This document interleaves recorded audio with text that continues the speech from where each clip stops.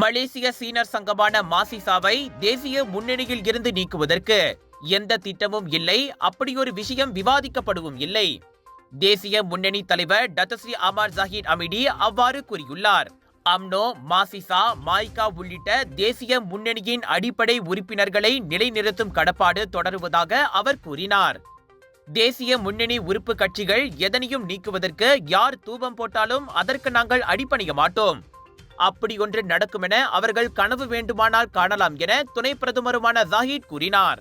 தேசிய முன்னணியில் இருந்த மாசிசாவை நீக்க வேண்டும் என வெளியாரிடமிருந்து பரிந்துரை வந்திருப்பதாக அதன் தலைவர் டத்தஸ்ரீ வி கியாசியோங் முன்னதாக கூறியிருந்தார். அம்னோவுடன் கூட்டணி வைத்திருப்பதால் சீனர்களுக்கு துரோகம் இழைத்து விட்டார்கள் என எங்களை யார் குற்றம் சாட்டினார்களோ இன்று அவர்களே அம்னோவுடன் கூட்டணி சேர்ந்து அரசாங்கத்திலும் பதவி வகிக்கின்றனர். இன்று அவர்கள் எங்களை பார்த்து வெளியே போக சொல்லும் அளவுக்கு வந்துவிட்டதாக பெயரை குறிப்பிடாமல் வி காசியோங் கூறியதாக செய்திகள் வெளியாகியிருந்தன. மாய்காவை போல மாசிசாவும் சுதந்திர காலத்திற்கு முன்பில் இருந்தே அப்போதைய பெரிகத்தான் கூட்டணியிலும் பின்னர் தேசிய முன்னணியாக அது பெயர் மாறிய போதும் அக்கூட்டணிக்கு விசுவாசமாக இருந்து வருகிறது.